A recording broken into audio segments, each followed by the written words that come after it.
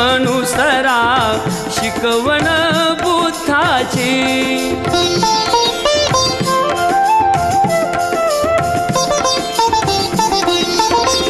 अज्ञानी हा समाज सगळा, दैवा हाती माणूस दुबळा।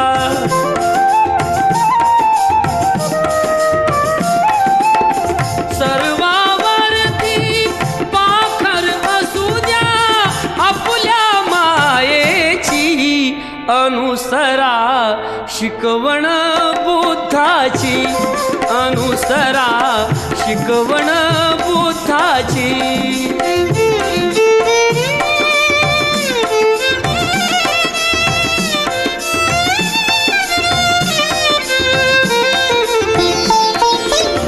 युद्धामधुनी विनाश आहे, विनाशातुनी दुःखच वाहे।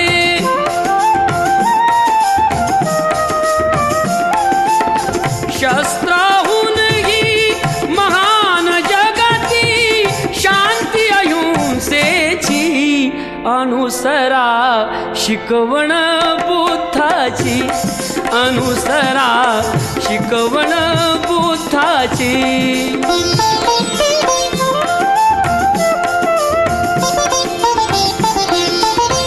दीप आपुला आपण व्हारे, तम अज्ञाना दूर करारे।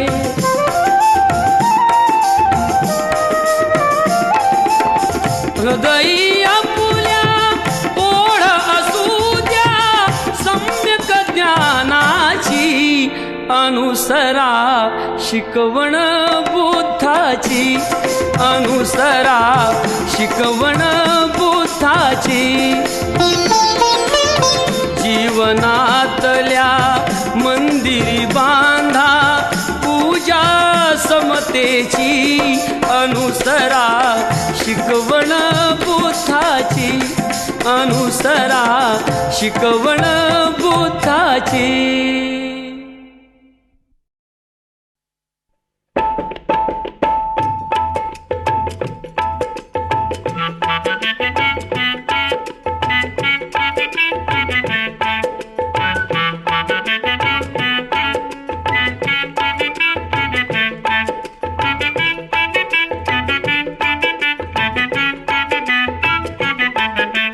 पंचशिला त्रिशरण ही तत्वे दिधली या बहुजना।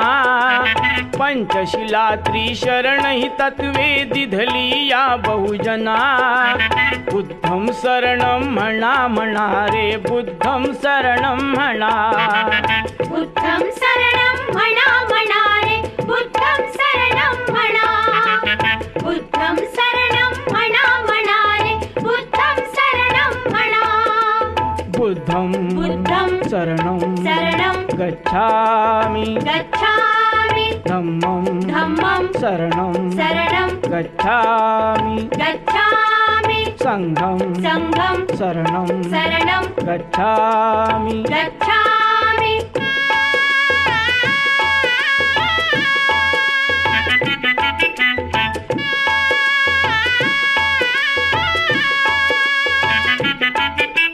पंचशिलाची पंचतत्वे ही मार्ग दाविती भला।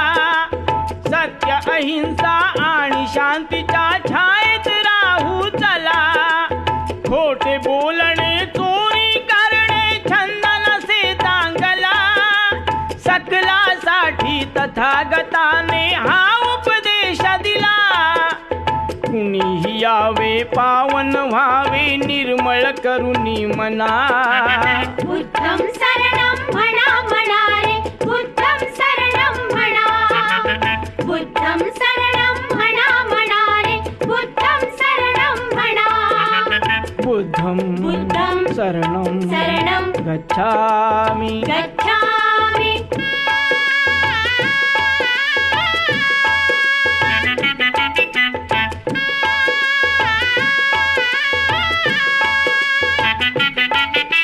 भेदभावाची चिता पेटवून समतेने नांदूया। हितकारक ही तत्वे सारी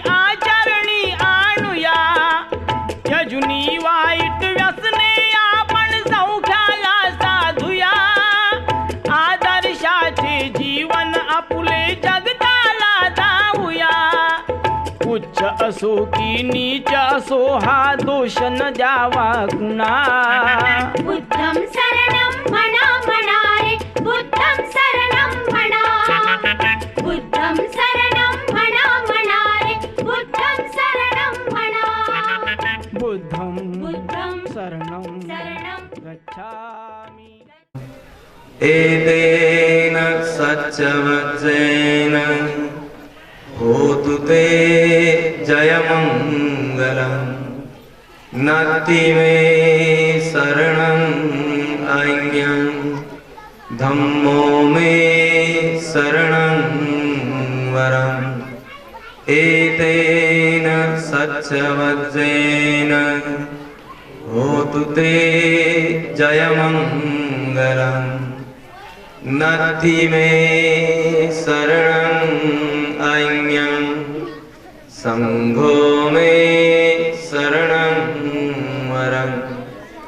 एतेन सच्चवज्रेन होतु ते जयमङ्गलम्. साधु साधु. कामाचे आश्रम, दृष्टीचे आश्रम, भवाचे आश्रम इत्यादी सर्व प्रकारच्या आश्रमातून मुक्त असणारे,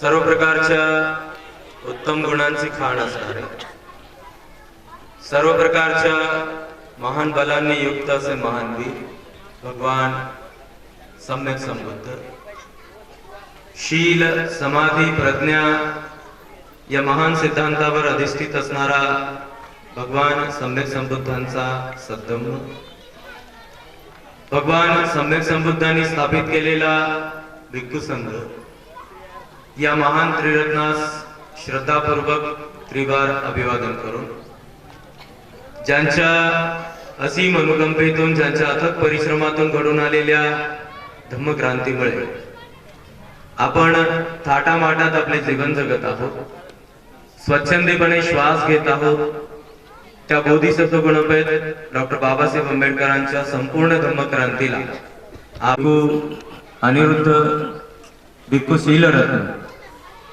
एडशी या गावातील या बुद्ध विहाराचे संपूर्ण निर्माते, दृश्य अदृश्य स्वरूपात बंद सृष्टीतील सर्व प्रकारच्या सत्वरूपांच्या प्रती अनंत अपार मंगल मैत्री, असीम असीम मंगल कामना.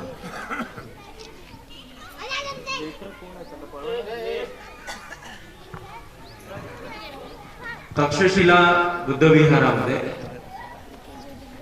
हे जे बुद्धरूप आपण प्रतिष्ठित केलेलं आहे, बुद्ध विहाराच्या नावापासून मी सुरुवात करतो आणि थोडक्यात त्याबद्दल मी तुम्हाला सांगतो. त्यानंतर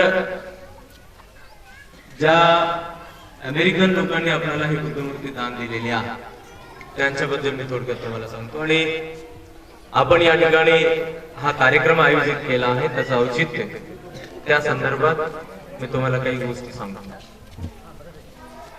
बुद्ध विहाराचं नाव तक्षशिला का? पुरातन काळात संपूर्ण आशिया खंडामध्ये प्रचंड विशाल अशी बौद्ध विद्यापीठ होती. नालंदा नावाचं विद्यापीठ 6 विद्यापीठांच्या मध्ये सर्वात विशाल विद्यापीठ होतं, ज्या ठिकाणी 10,000 भिक्खू एकाच वेळेला शिक्षण घेऊ शकत होते आणि 2,000 शिक्षक त्यांना शिक्षण देत असत. त्या काळातील इसवी सनाच्या 6व्या शतकामध्ये, म्हणजे जवळपास आताच्या 1900 वर्ष आधी, 1900 वर्ष आधी दुसऱ्या नंबरचं विद्यापीठ होतं आणि त्या विद्यापीठाचं नाव तक्षशिला विद्यापीठ असं होतं. आता सध्या तक्षशिला विद्यापीठ आणि ती जमिनीचं शिक्षण घेणारे विद्यार्थी म्हणजे भिक्खू त्यावेळेला बौद्ध साहित्याचं शिक्षण घेऊन जगभर फिरले आणि संपूर्ण जगात बौद्ध धर्माचा प्रचार आणि प्रसार करण्याचं काम त्यांनी केले. या बुद्ध विहाराला तक्षशिला हे नाव देण्यात आलं आहे. हे जे बुद्धरूप या ठिकाणी प्रतिष्ठापित करण्यात आलेलं आहे, या बुद्धरूपाकडे पाहिल्यानंतर तुम्हा सर्वांना अनेकांना असंच वाटायला लागतं की मूर्ती खूप सुंदर आहे. कोणी म्हणतील मूर्ती खूप मोठी आहे, कोणी म्हणतील मूर्तीचा रंग खूप सुंदर आहे, कोणी म्हणतील मूर्तीचा चेहरा सुंदर आहे, कोणी म्हणेल मूर्तीचं डोकं सुंदर आहे, कोणी म्हणेल मूर्तीची छाती सुंदर आहे, हात सुंदर आहेत, पाय सुंदर आहेत. परंतु या सगळ्या तुमच्या म्हणण्याच्या गोष्टी ह्या तेवढ्या सत्य नाहीत किंवा अर्थपूर्ण नाहीत. मग आता हे बुद्धरूप सुंदर आहे, आता सुंदर आहे म्हणजे काय?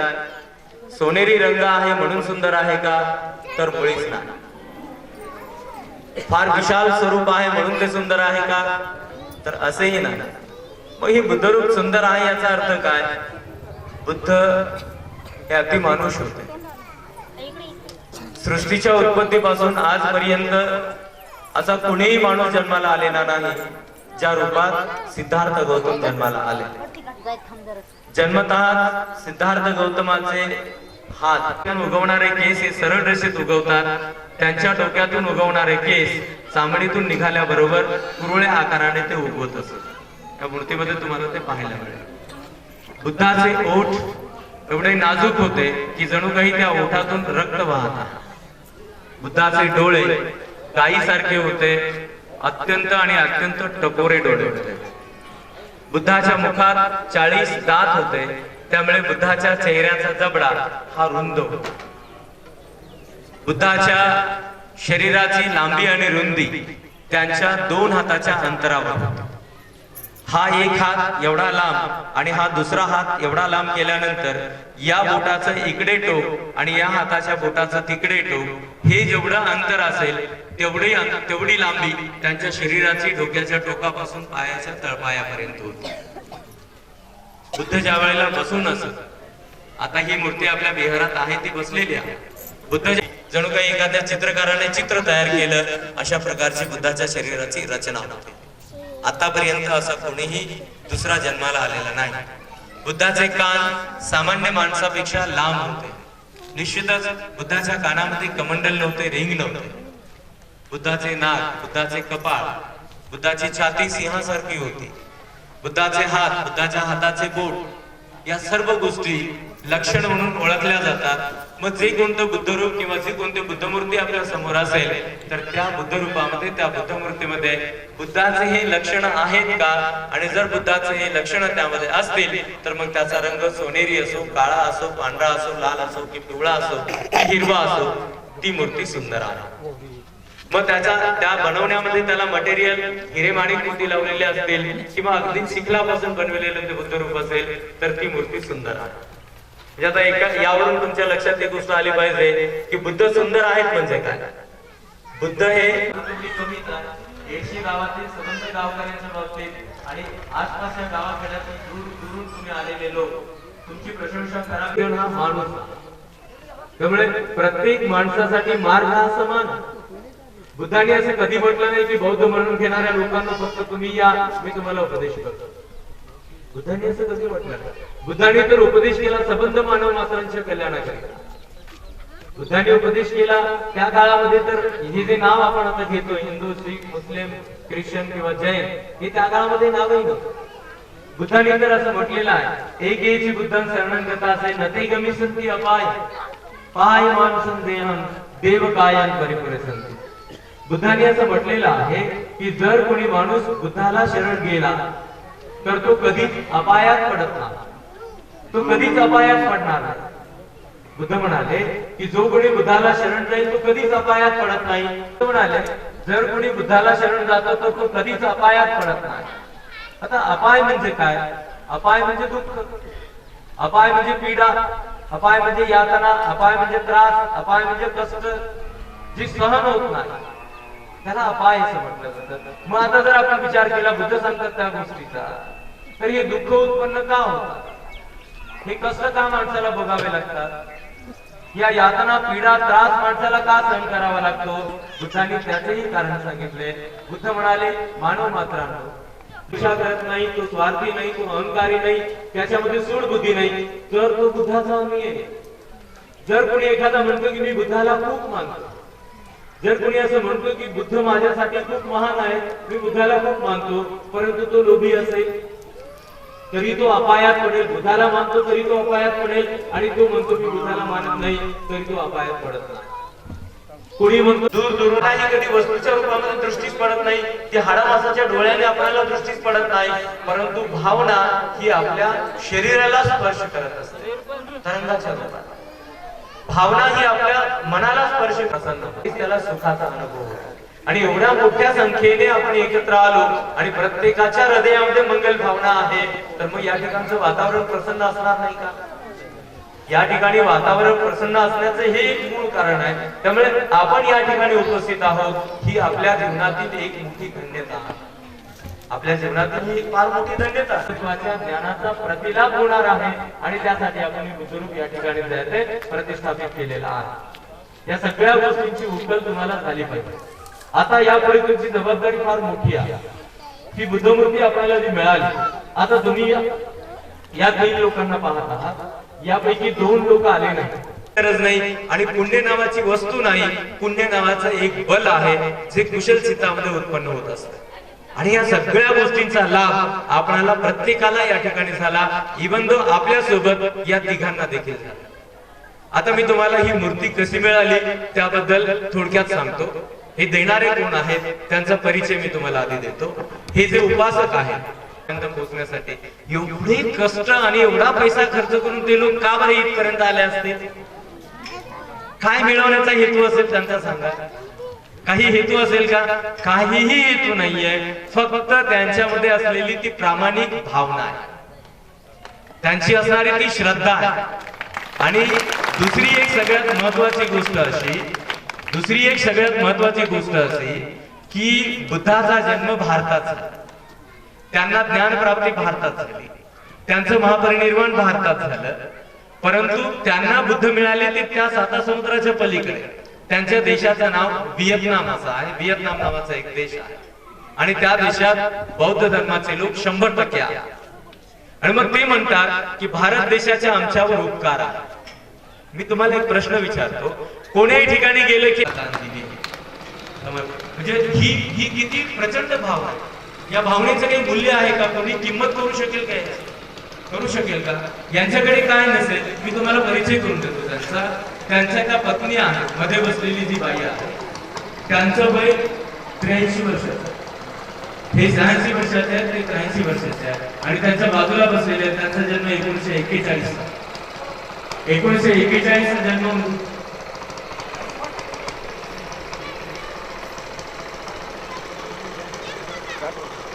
79 वर्ष त्यांचं वय. 79, 83 आणि 86 म्हणजे एवढ्या वयाचे लोक तेवढ्या करून प्रवास करून आपल्यापर्यंत येऊ शकतात. आपणाला हा विचार करायचा, आपणाला त्यांच्याबद्दल एक प्रेरणा घ्यायची आहे की त्यांनी मूर्ती दान दिली. ते स्वतः असं म्हणतात की आता बिहारमध्ये कार्यकर्ते म्हणाले की आपण फोटो घेऊ, प्रेसला दे आणि पेपरला देऊ. ते म्हणाले नाही, आम्हाला फोटो नको आहे, आम्हाला पेपरला फोटो नको आहे. ते म्हणाले आमचा फोटो नाही पाहिजे पेपरला, आम्हाला करायचंच नाही. मला जाऊन त्यांना म्हणावं लागले की तुम्ही चला चुपचाप. तेव्हा ते फोटो घ्यायला वगैरे आणि तेव्हा त्यांनी फोटो दिला. म्हणजे प्रसिद्धी मिळावी असा त्यांचा उद्देश नाही. मी त्यांना विचारलं होतं की बाबा पॅम्पलेटवर तुमचे फोटो टाकायचे आहेत. मी यांना ते अवचार तुकारामजी जे आहेत ते माझ्याकडे आले होते आणि त्यांना पॅम्पलेट बनवून देत होतो. मी त्यांना कॉल केला, इकडं एवढ्या भर उन्हात रस्त्याने लेझम खेळत होते. आपण खरंच तुम्ही प्रशंसनीय आहात. त्यावेळेला बुद्धाचा उपदेश ऐकत असताना तुम्ही एवढे ध्यानस्थ बसलेले आहात, एवढे शांत आणि तुम्ही एवढे आनंदित आणि एवढे प्रसन्न आहात. त्यावेळेला बुद्धाचा उपदेश ऐकत असताना लोक असेच बसायचे. तो ब्राह्मण रोज बुद्धाचा उपदेश ऐकायचा. रात्रीचे 3 प्रहर होतात. रात्र 3 भागात विभाजित केली जाते. रात्रीच्या 11 वाजेपर्यंत रात्रीचा पहिला प्रहर असतो. 11 वाजल्यापासून साधारण 2-3 वाजेपर्यंत दुसरा प्रहर, 2 वाजेपर्यंत दुसरा प्रहर आणि 2 नंतर सूर्योदयाकडे रात्र झुकते तेव्हा तो तिसरा प्रहर होतो. बरोबर. तो चुल्ल नावाचा ब्राह्मण एके दिवशी रात्रीला बुद्धाचा उपदेश ऐकण्यासाठी बसलेला. भगवान बुद्ध उपदेश करत आहेत. रात्रीच्या पहिल्या प्रहरी त्याच्या डोक्यात असं उत्पन्न झालं, त्याच्या मनामध्ये असा विचार आला की आपण भगवान बुद्धाला काहीतरी दान केलं पाहिजे. पण मग तो पुन्हा विचार करू लागला की आपल्या जवळ दान करण्यासाठी काय आहे? इनमीन एक चादर आपल्या जवळ आहे, आपण दान काय करू शकतो? नाही, पण बुद्धाला आपण दान केलंच पाहिजे. त्याच्या मनात सारखा गोंधळ निर्माण झाला. नाही, आपण बुद्धाला दान केलंच पाहिजे. अरे पण आपण बुद्धाला दान काय करू शकतो? आपल्या जवळ आहे तरी काय? ही एक चादर आपण बुद्धाला दान केली तर उद्या माझी पत्नी अंगावर घेऊन येईल? नाही, आपण बुद्धाला चादर दान करू शकत नाही. पुन्हा राहून राहून त्याच्या डोक्यात तेच झाला, हा केवढा उदार माणूस, हा केवढा दानशूर माणूस, मी राजा आहे, माझ्याकडे एवढी प्रचंड संपत्ती आहे, मी जे करू शकत नाही, हा दरिद्र असलेला एवढा गरीब असलेला ब्राह्मण बुद्धाला एकमेव चादर दान देतो आणि एवढा आनंदित होतो, या ब्राह्मणाला आपण काहीतरी बक्षीस दिलं पाहिजे. आणि मग राजाच्या मनात आले, याला ब्राह्मणाला बक्षीस दिलं पाहिजे. राजाने त्याला 2 चादरी बक्षीस दिल्या. ब्राह्मणाने 1 चादर बुद्धाला दिली, राजाने त्याला 2 चादरी बक्षीस, चादरी पुन्हा बुद्धाला दान दिल्या. राजाने ते ऐकलं, पुन्हा राजाला वाटलं की अरे हा केवढा उदार माणूस, किंवा त्याने दान केलं. परली नाही, जी दुसरी शॉल त्याने आपल्या घरी नेली, त्या शॉलला त्याने व्यवस्थित घडी करून ठेवलं. जेव्हा जेव्हा तो भिक्षू लोकांना आपल्या घरी भोजन करण्यासाठी बोलवायचा, तेव्हा ती शॉल पांघरून, ती शॉल अंथरून त्या भिक्षूंना त्या शालीवर बसवायचा, पण तो वापरत नव्हता. राजाला हे कळलं, तेव्हा पुन्हा राजा आश्चर्यचकित झाला आणि मग राजाने त्याला बक्षीस दिलं. 4 हत्ती, 4 घोडे, 4 सैनिक, 4 दास, 4 दासी, 4 गावं, असं प्रचंड बक्षीस, 4 प्रकारचं बक्षीस राजाने दिलं. भिक्षूंनी हे सगळं ऐकलं, भगवान बुद्धाकडे आले, म्हणाले भगवान या बक्षीसचा अर्थ काय? 16 सैनिक, 16 गावं, 16 दास, 16 दासी, म्हणजे 16 प्रकारचं दान मिळालं असतं. परंतु रात्रीच्या पहिल्या प्रहरी त्याच्या डोक्यामध्ये नुसता गोंधळ उत्पन्न झाला. रात्रीच्या दुसऱ्या प्रहरी त्याने दान केलं असतं तर त्याला 8 हत्ती, 8 घोडे, 8 सैनिक, 8 दास, 8 दासी, 8 गावं मिळालं असतं. परंतु त्याही वेळेला त्याचं चित्त गोंधळात होतं आणि रात्रीच्या तिसऱ्या प्रहरी त्याने दान केल्यामुळे त्याला 4च हत्ती मिळाले, त्याला 4च घोडे मिळाले, त्याला 4च सैनिक, 4च दास, 4च दासी, 4च गावं, 4च प्रकारचे शस्त्र त्याला बक्षीस मिळाले. तेव्हा भिक्खूंनो, एखादा कुशल विचार मनात उत्पन्न झाला, त्याच क्षणाला तुम्ही ते कुशल कर्म करा, तुम्हाला प्रचंड परिणाम त्याचे लाभतील. ते प्रचंड परिणाम तुम्हाला लाभतील. आणि मग या गावातल्या लोकांनी तुम्ही सांगेल की तुम्ही हे विहार कसं बांधलं, आता थोड्या वेळात सांगेल तेव्हा ते त्यांचं मनोगत व्यक्त करतील. दुसरी एक गोष्ट सांगतो की यांनी एक असं अधिष्ठान केलेलं आहे, यांनी एक असं अधिष्ठान केलेलं आहे की जोपर्यंत ते जिवंत राहतील, जोपर्यंत ते जिवंत राहतील तोपर्यंत मी जिथे सांगेल तिथे जे जमेल, जे शक्य असेल ते दान ते करणार आहे. आज सकाळी मी चंद्रपूरहून एका मुलाला बोलावलं होतं. वेदनकर आज येते. ह्या मुलाला मी चंद्रपूरवरून बोलावलं. मी ज्या वेळेला चंद्रपूरमध्ये राहत होतो त्यावेळेला ज्या वेळेला मी शिकू शकत नाही तेव्हा आम्हाला त्याच्या शिक्षणाला मदत करायची. मग त्यांनी मला विचारलं की बुवा 1 वर्षासाठी त्याला शिक्षणाला किती खर्च लागेल. मी त्याला विचारलं, त्याने सांगितलं की 1 वर्षाला 1 लाख रुपये लागतील. मी यांना सांगितलं आणि त्या दोघांनी सकाळी ते डन केलं की ठीक आहे, जोपर्यंत आम्ही जिवंत आहोत तोपर्यंत आम्ही त्याला जेवढे पैसे लागतील शिक्षणाला तेवढे पैसे देऊ आणि आम्ही त्याचं शिक्षण करू. म्हणजे अशा पद्धतीने आतापर्यंत 19 मुला मुलींना मी यांच्यापर्यंत पोहोचवलं आणि यांनी दान केलं, त्या दानावर त्यांचं शिक्षण झालं. म्हणजे एवढे महान हे लोक आहेत. अगदी भिक्षूच्या समोर ताट मानेने उभं राहत नाहीत, डोळा फाडून भिक्षूकडे ते पाहणार नाहीत, परतून बोलणार नाहीत आणि फार रिस्पेक्ट भिक्षूंना करत असतात. अतिशय आपण धन्य झालो. या मंगलमय क्षणी आपणाला हा एक अनुभव करावायचा मिळाला. मी जर बोलत राहिलो एकटाच तर रात्र होईपर्यंत मी एकटाच बोलत राहिला आणि असेच पुतळ्यासारखे तुम्ही बसून राहाल तर मीच काही एकटा ठेका घेऊन आलो नाही. बंतजयंती देशना होणार आहे तर त्याआधी ते आपलं मनोगत थोडक्यात तुमच्या समोर. The villagers from this village, they are villagers, they are farmer, they are labor, farm labor. Okay, how they got money to build this temple? They go around whole district and another district too. They take a class with them and they go to one village.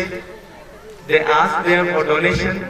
They get donation and they go to another village. We admire what you are doing for this temple. Yeah. So we are very lucky. We are very lucky, Basanta.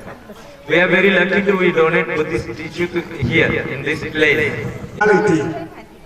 You welcome us to the temple today. It's a very warm welcome, and we thank you so much. तुम्हाला काय सगळंच कळलं टाळ्या वाजवलेल्या. It was a surprise. We have jump and dancing. to welcome us. ते म्हणाले मी सांगितल्यावर टाळ्या वाजवल्या.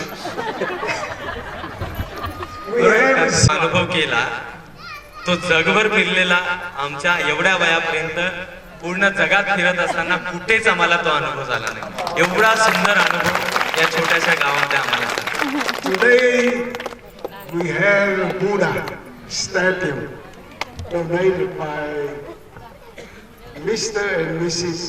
John Kim Lai in the US and sitting in the new temple. ते म्हणाले की आमचे मित्र आहेत त्यांचं नाव किम आहे किम आणि त्यांची एक फॅमिली आहे त्यांचे कुटुंबीय आहे आणि मी जेव्हा यांना विचारलं तेव्हा यांनी त्यांना विचारलं आणि मग त्यांनी ठरवलं की आपण सगळे मिळून एक बुद्धमूर्ती त्यांना देऊ. तर आमच्या कल्पनेच्या पलीकडे सुंदर एवढी मोठी बुद्धमूर्ती या ठिकाणी तुम्ही जी आहे ते मिळून दिली दान दिली आम्हाला अतिशय आनंद झाला. Now we have a place.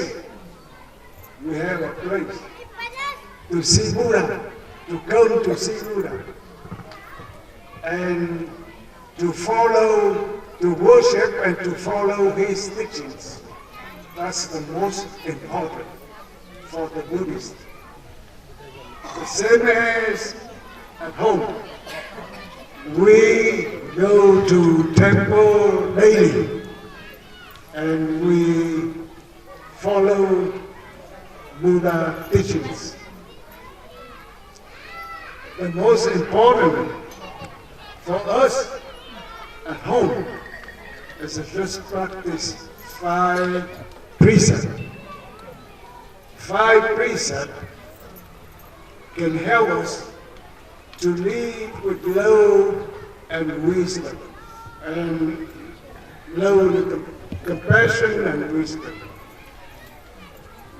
With 5 precepts, we can help each other because we are brothers and sisters.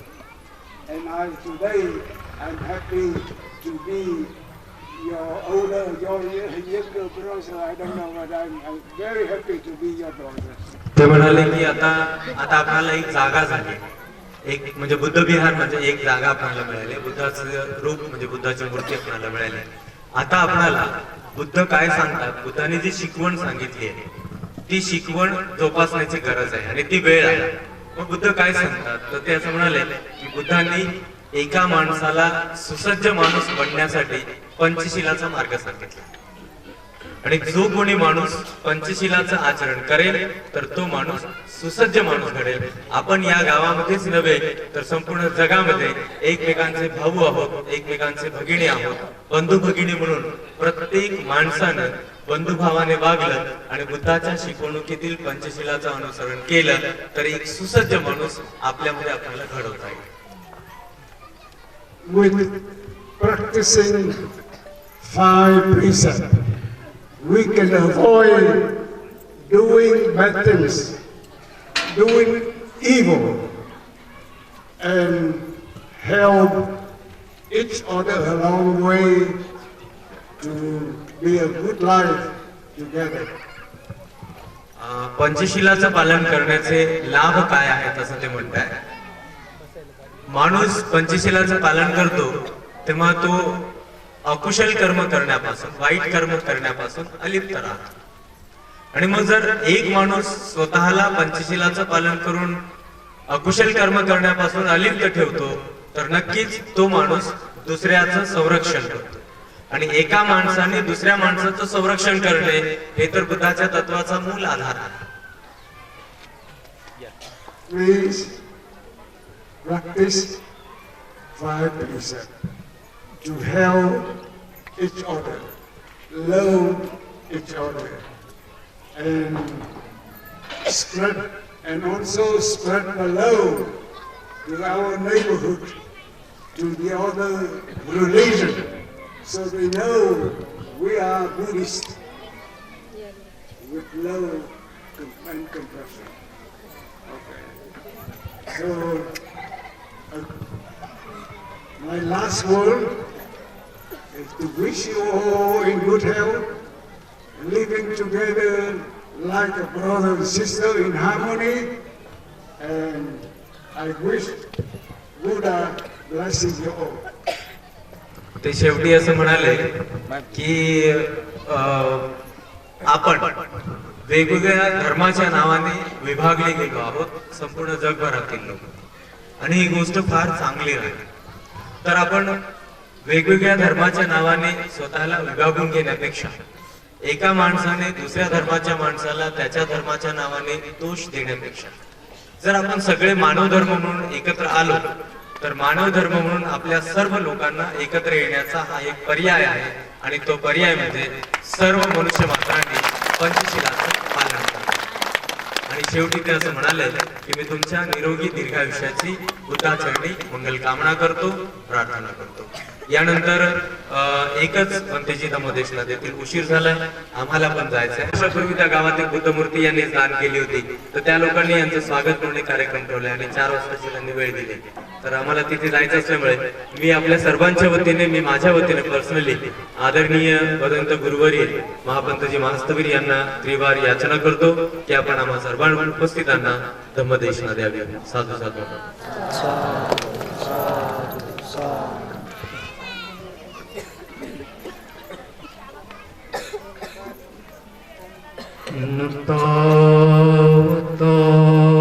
धम्मधरो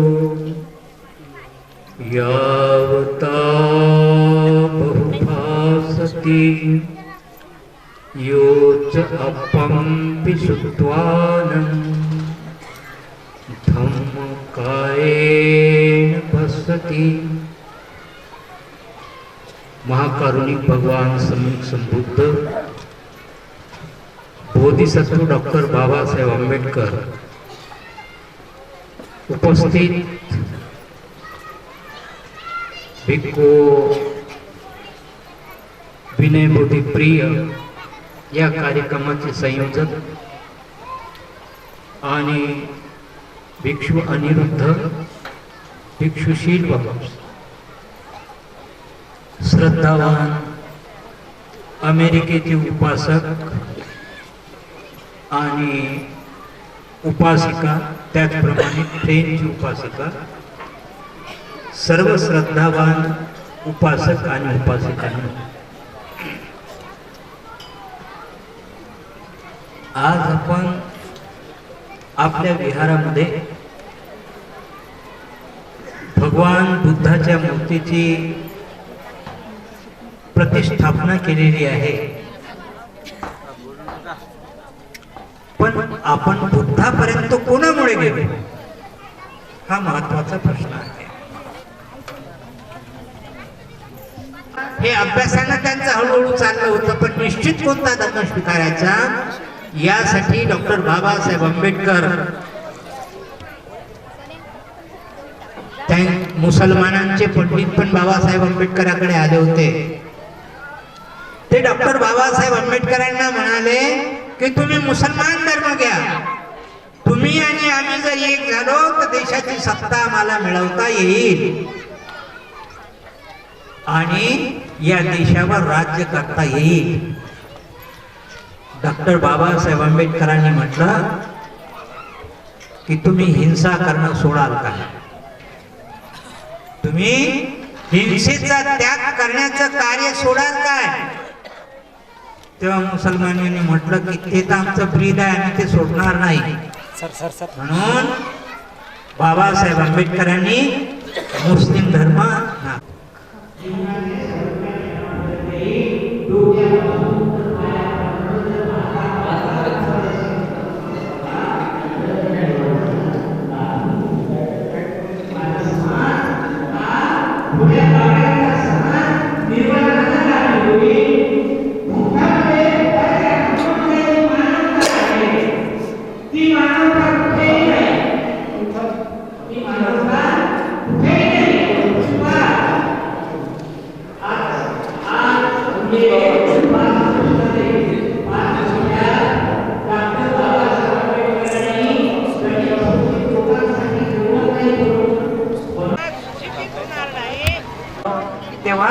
सर्वांनी डॉक्टर बाबासाहेब आंबेडकरांचे विचार, त्यांची कृती, त्यांचे कर्म, त्यांनी केलेला त्याग याचं सदोदित जर आपण केलं तर माणूस कोणत्याही व्यसनाकडे जाणार नाही.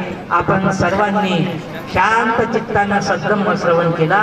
आपणा सर्व माता भगिनींचं सर्वांचं कल्याण हो, सर्वांचं ते मंगल हो, सर्वजण सुखी व्हा. साधू साधू साधू. बसा आता 5 मिनिटं फक्त 5 मिनिटं बसा. अगदी 5 आणि 5.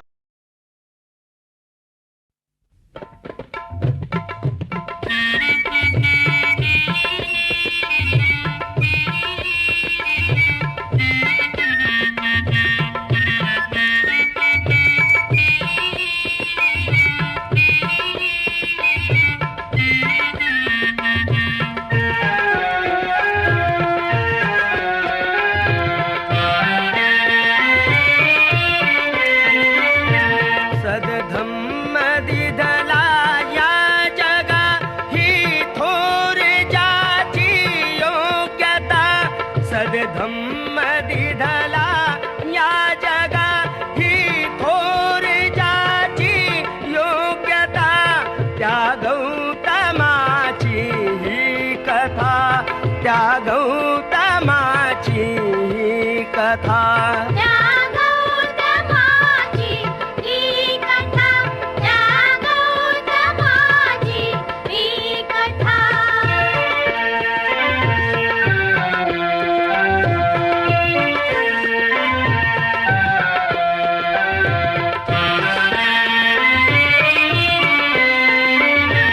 लक्ष्मी जिथे पाणी भरी त्या वैभवी तो वाढला. लक्ष्मी जिथे पाणी भरी त्या वैभवी तो वाढला. ना पुत्र आणि पत्नीच्या मोहात कधीही वेढला. व्याकुळला तो विश्वामधील व्याधी व्यथा. व्याकुळला तो पाहुनी विश्वामधील व्याधी व्यथा.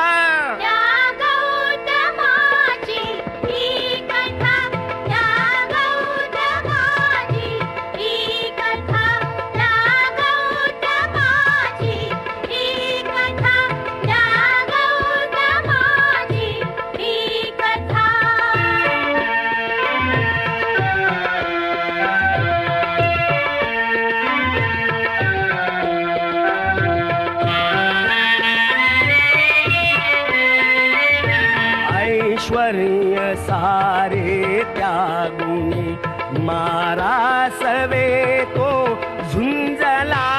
ऐश्वर्य सारे त्यागुनी मारासवे तो झुंजला. सत्यास जाणून शेवटी निर्वाण पदी तो पावला. ते ज्ञान देण्या मानवा जलदा परिद्रवला स्वतः.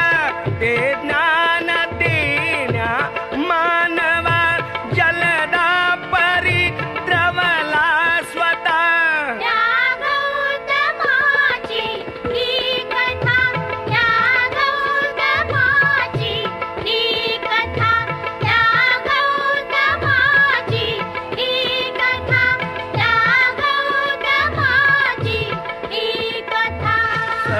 धम्म दिधला या जगा ही थोर जाची योग्यता.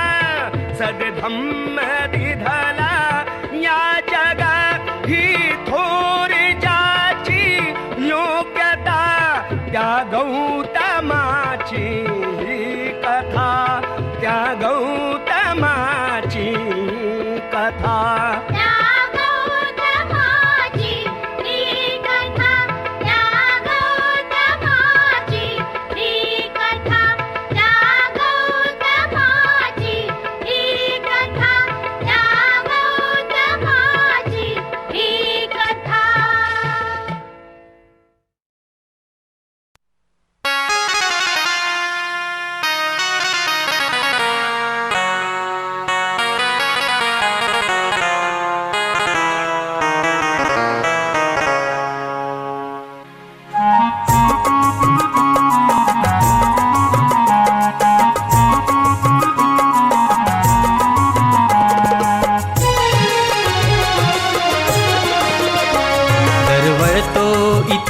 भीमवाडी मध्ये दरवळतो इथे भीमवाडी मध्ये सुगंध भीमाच्या प्रीतीचा या भूमीवरी दिसती सारे बोधिसत्वाच्या नीतीचा या भूमीवरी दिसती सारे बोधिसत्वाच्या नीतीचा दरवळतो इथे भीमवाडी मध्ये दरवळतो इथे भीमवाडी मध्ये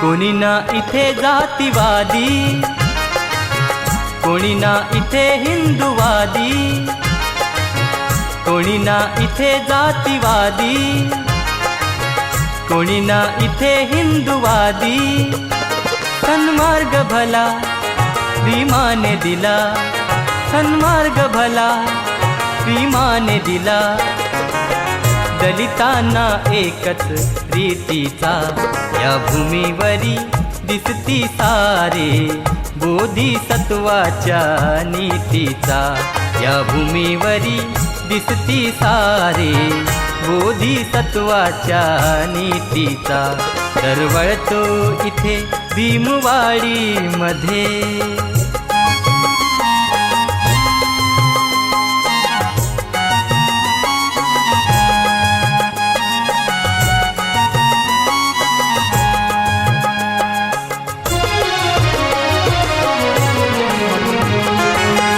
पंडित कुणी विद्वान आहे विश्वात कुणाचा हा मान आहे पंडित कुणी विद्वान आहे विश्वात कुणाचा हा मान आहे प्रत्येक इथे दिसतो आहे प्रत्येक इथे दिसतो आहे अव्वल दर्जाच्या ख्यातीचा या भूमीवरी दिसती सारे बोधिसत्वाच्या नीतीचा या भूमीवरी दिसती सारे बोधिसत्वाच्या नीतीचा दरवळतो इथे भीमवाडी मध्ये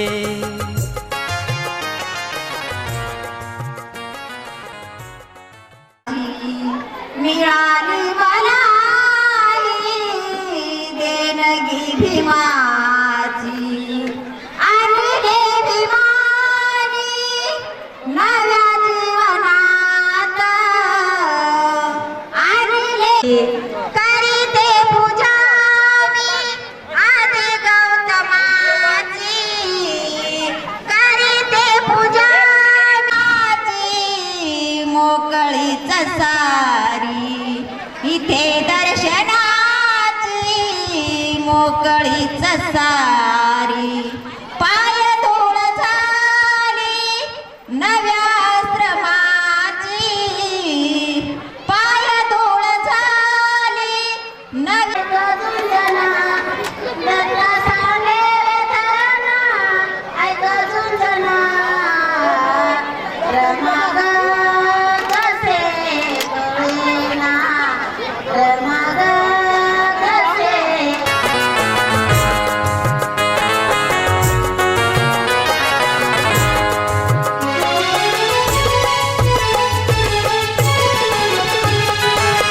लख लखती दिवे दारोदारी नवते जाने या भूमीवरी लख लखती दिवे दारोदारी नवते जाने या भूमीवरी सन्मानाने जगतो आहे सन्मान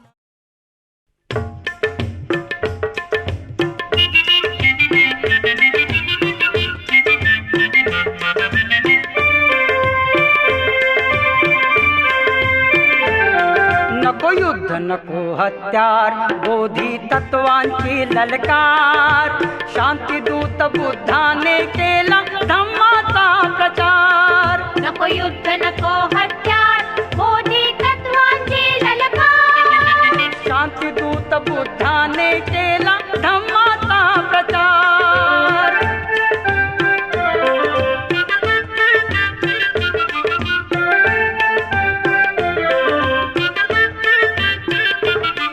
अवलंब नको युद्धाचा, तो मार्ग नको हिंसेचा, अपशब्द नको निंदेचा, शिडकाव करा प्रेमाचा, मौलिक हे दिव्य विचार, करी जगताचा उद्धार. शांतीदूत बुद्धाने केला धम्माचा प्रचार. नको युद्ध नको हत्यार, बोधी तत्वाची ललकार. शांतीदूत बुद्धाने केला धम्माचा प्रचार.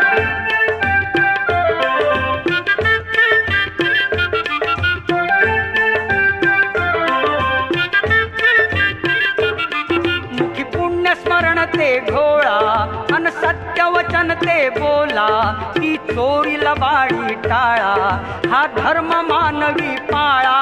उपदेशाचे हे सार, हे प्रज्ञेचे अवतार. शांतीदूत बुद्धाने केला धम्माचा प्रचार. नको युद्ध नको हत्यार, बोधी तत्वाची ललकार. शांतीदूत बुद्धाने केला धम्माचा प्रचार.